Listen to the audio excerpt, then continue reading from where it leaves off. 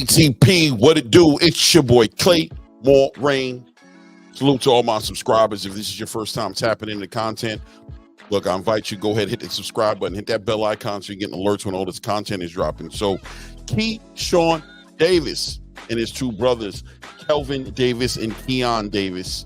Keyshawn headlining his first home event, his first home card, to be honest with you. Let's be honest, right? He's in Norfolk, Virginia, and he gets a show out against a real game opponent, Gustavo Lemos. Big fight for Keyshawn Davis. Keyshawn Davis been on a fast rise, right? This kid, and it's not a kid. Let's be respectful, right? This is not a kid. At the end of the day, Keyshawn Davis is sitting at 11 fights total, right? 7 knockouts, but been getting pushed up in the rankings, coming with that Olympian background, and seems like Top Rank is taking an interest in seeing him be successful and keeping him active this year, coming off of a stellar performance, in my opinion, against a Miguel Medueno back in July. So in July, he had this fight, took a unanimous decision, but it was a very telling fight, a fight that really exposed a lot of dog in Keyshawn Davis, really let the world know that he was here, and that a gritty fighter in a Miguel Medueno wasn't going to derail his trajectory, right? He showed a lot of grit in that fight, and he was able to actually translate a lot of power in that fight that was actually able to keep Miguel Medueno at bay somewhat, right? Miguel Medueno, let's keep in mind that he was coming forward the whole time, right? But there were times where Keyshawn would literally having to wrestle this guy to submit this guy. There was points in time when Miguel Medueno actually lifted Keyshawn Davis almost in the air, right? But Keyshawn standing his ground, fighting on the inside, had a lot of Terrence Crawford type energy in that fight, able to keep a good defense, but make a lot happen inside that mid-range, right? Inside those little clinches, able to sneak in those uppercuts and hooks, and able to clinch when necessary and smother the power of Miguel Medueno when he needed to, and show that he was going to be able to deal with all types of adversity, right? When you deal with a fighter like a Pacheco, who was there to box and was fast, and Keyshawn had to really get that timing down with him, and then you come and fast forward to a Miguel Medueno who was really coming forward the whole entire time. You saw different faces, different facets of Keyshawn Davis's game set, right, of his pedigree. Well, in this fight coming up against Gustavo Lemos, we saw Gustavo Lemos and what he brought to the table when he was fighting against Richard Hitchinson, right? Walking him down. This guy has a very, if you want to compare him to anybody, I always say he's like a Marcos Maidana 2.0, right? Or maybe even like a big Isak Cruz. If you want to picture the kind of fighter that you're looking at, somebody who's coming forward, head is moving off the line, but coming over with some wild hooks. And I don't want to say wild like no discipline, because this is definitely a better boxer than a Miguel Medueno, but still bringing that relentless, gritty energy, come forward attitude. Really a fight that's going to give Keyshawn Davis an opportunity to showcase more of that Miguel Medueno energy and really build that fan base up, right? He stole the card in that last card he was on. He was was he a co-main event? He might have been a co-main event. If not, he was a third to co-main event on the card. But really, a lot of people feel like he stole the show, right? Shakur Stevenson was the headline of that card and had that fight with Artem Haratunian, and he had a decent fight too. But Keyshawn seemed to be the one to steal the show that night. So you got to assume now that Shakur Stevenson has left the Top Rank outfit, that Keyshawn Davis, as far as 135-pound representation outside of a Vasily Lomachenko, is probably going to be looked upon as a new star in the making of that outfit called Top Rank with Bob Arum, right? But how are they going to do that? They're going to do that by putting Keyshawn Davis in with the best opponents possible. This being from Keyshawn Davis's own mouth, being an opponent that he picked himself, that he handpicked this opponent because he knew that stylistically he was going to be able to make a statement with his opponents. Now, Keyshawn Davis is pretty highly ranked right now in a few divisions here. Let's take a look at it, guys. Let's see where Keyshawn is. Let's see what Keyshawn is. Let's see here. rankings. I do know that he's either number 2 or number 3 right now in the WBO division. But let's see what he is across the board, guys. Let's see here. Lightweight. All right, Keyshawn Davis in the WBO right now is number 3, right? And that's behind the Williams Zepeda or Raymond Moratala. Williams Zepeda being number 1 across the board in all sanctioning bodies. You have Raymond Moratala right ahead of him, and you have himself sitting at number 3. In the IBF rankings, he's sitting at number 2, right behind William. Oh, excuse me. He's number 3, but the number 2 spot is vacant. So let's just say he's number 2 or 3, however you want to look at it, in the IBF rankings. In the WBC rankings, which is funny enough, is Shakur Stevenson, who's a very close friend and comrade of Keyshawn Davis. But Keyshawn's sitting there at number 3 as well, whereas Raymond Moratala sitting in that 2nd spot. And then when you look in the WBA, I'll be honest with you, I don't think Keyshawn is ranked in the WBA yet, right? He's not there yet. So in those three sanctioning bodies right there, Keyshawn Davis is right there in position to really get into title contention pretty soon. You got Dennis Baranchenko at the WBO, Vasily Lomachenko for the IBF, and Shakur Stevenson in the WBC.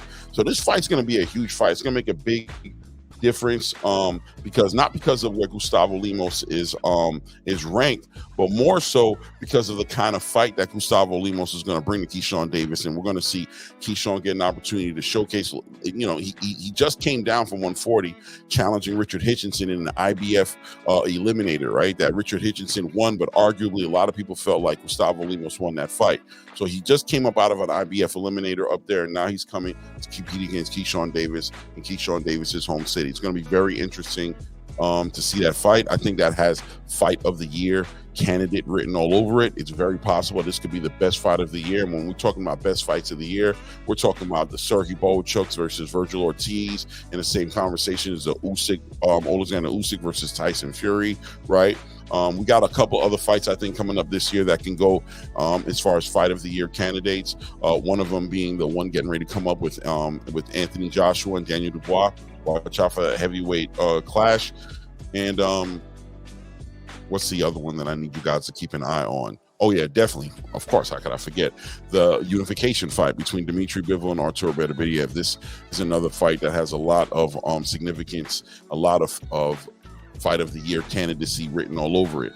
So Keyshawn gets an opportunity, to showcase that work. We're going to be looking at him do it, but that's not the only thing he's doing. Being that this is his home event, he's bringing on his brothers. Finally, Keyshawn Davis hangs his hat high. He has a lot of pride in his brothers, right? The 3 businessmen, right? The businessmen in Kelvin Davis and Keon Davis that are also going to be on this card. Why wouldn't he do that? It's his home card. Let's bring our brothers on the card. This will be Keon Davis's debut as a professional, so we'll see him working. And Kelvin Davis is sitting at 13-0 right now. Actually, has more professional fights than Keyshawn Davis, but regardless, Keyshawn had the responsibility to be the front runner, the guy who everybody knows has a star quality, and doing the right thing. Bringing his brothers along with him, and we'll see how that turns out. This card is also going to have a lot of other fights on it. One of them being, as you guys know, Brian Norman Jr. will be there defending his WBO welterweight title from Derek Cuevas. Guys, we don't need to get into that story, right? We just know that he's fighting on that card. We've got undefeated, maybe a contender now, if not prospect, Troy Isley, who's doing it, and of course a fan favorite right now, a big time player in the lightweight division right now, and Abdullah Mason, which this will be like his 7th fight this year or something like that. It'll be an 8-round fight. He's fighting a puncher in Johan Vasquez. Big fight on that one. And then we have an Austin Deanda who will also be showcasing an undefeated fighter as well. So, a middleweight fighter. So we'll get to see a lot of fights on that night for a free fight on a Friday night top rank card. Looking forward to see it. Keyshawn Davis, looking forward to seeing him perform and getting. This is a real big opportunity for him, guys. And once again, like I said, fight of the year candidacy. I think this matchup between him and Gustavo Lemos is a great matchup. You guys let me know in the comments who you got winning that fight. I think most people are probably leaning towards Keyshawn Davis, but also leave in the comments, where does Keyshawn go from here? After a win like this with Gustavo with Gustavo Lemus. Where do you guys see Keyshawn Davis going? He has options. He's highly ranked in all these divisions right now. And, you know, right now, Dennis Barichek, I'm not too sure what his plans are, who's he's fighting next. Vasily Lomachenko is supposed to be in the conversation with Tank Davis, obviously, in order to get in that conversation to fight in Tank Davis. He people are going to say he ducked, but I'm just going to say he declined to fight him right now. Said he wanted to fight early next year. Shakur Stevenson is a comrade of Keyshawn Davis. You would think that he would save him for last. And Shakur's pretty much occupied for the next year, pretty much, as a 3-fight game plan. First fight being against this one coming up on October 12th with Joseph Cordina, and then he'll go into a potentially a William Zepeda fight to defend his WBC title. And then, you know, supposedly they're trying to match him up with Tank Davis for a unification title. So Shakur's kind of tied up. Tank is kind of tied up. The 2 title holders that'll be available that make kind of sense will be between Dennis Barichek and Vasily Lomachenko. This, of course, putting Vasily Lomachenko out of the Tank Davis conversation. If he jumps back into the conversation early next year, which is very possible, then it's going to be Dennis Barichek, right? So either Keyshawn, after a convincing win on this fight, either gets a title fight with WBO champion Dennis Barichek. If he was able to get that WBO title, that puts him right in the conversation of a unification. Anybody who wants to become undisputed is going to have to go through him. That puts him and Shakur Stevenson in front of each other. That puts him in front of Gervonta Tank Davis and, of course, Vasily Lomachenko as well. Or, you know, any of those guys fight each other. The unified champion that comes out of that, you know, Keyshawn Davis has a legitimate say in that game, and he gets to be in the way and gets to get put in some of the biggest fights right at the top of the division right now.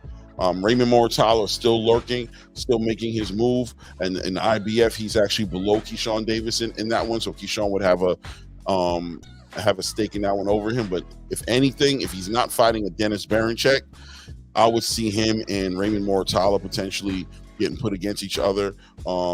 But let's see what happens with this fight coming up, right? November 8th, Friday night. Keyshawn Davis headlining his own event, his first event in Norfolk, Virginia, bringing his brothers along, co-main eventing with Brian Norman Jr., who's going to be defending his welterweight title. You guys let me know after this fight, with the right performance, where do we see Keyshawn Davis next year? What do we see Keyshawn doing? But at this point, shout out to all my subscribers. Shout out to anybody who's not subscribed. I invite you guys, like I said, subscribe. Hit your bell icon so you're getting all your alerts and all your content. Look, the channel's growing, guys. We're doing well. We're moving well, and I'm real happy with the results that we're getting. Salute to all the family that comes and shows up in the lives. You guys remember Tuesday, Wednesday, and Thursday, we're co-hosting with Blue Blood Sports TV, you know, building, talking about boxing, doing what we love to do. And then, of course, Monday night, Tuesday night, and Wednesday night, we go live, right? Great show with my co-host Ray Davis, and usually we try to open up the panels later in the evening and get everybody to put in their 2 cents. But it's your boy Claymore Rain. This is the ATP Combat Media Show, guys. I appreciate you showing up. Until next time, at this point, we out.